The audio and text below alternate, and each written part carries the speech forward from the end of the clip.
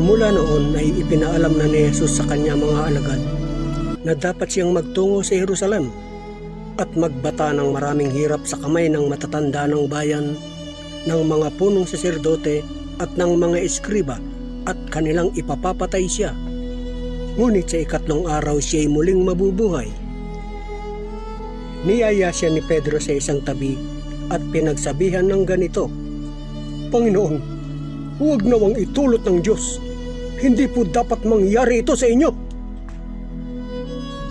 Ngunit hinarap siya ni Jesus at sinabihan, "Lumayo ka, Satanas. Hadlang ka sa aking landas. Ang iniisip mo'y hindi sa Diyos kundi sa tao."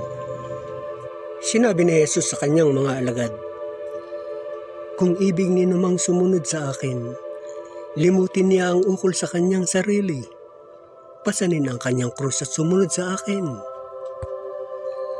Ang naghahangad magligtas ng kanyang buhay ay siyang mawawalan nito. Ngunit ang mag-alay ng kanyang buhay alang-alang sa akin ay siyang magkakamit noon. Ano nga ang mapapala ng isang tao? Makamtan man niya ang buong daigdig, kung ang katumbas naman ito ay ang kanyang buhay. Ano ang maibabayad ng tao para mabalik sa kanya ang kanyang buhay? Sapagkat darating ang anak ng tao na taglay ang dakilang kapangyarihan ng kanyang ama at kasama ang kanyang mga anghel.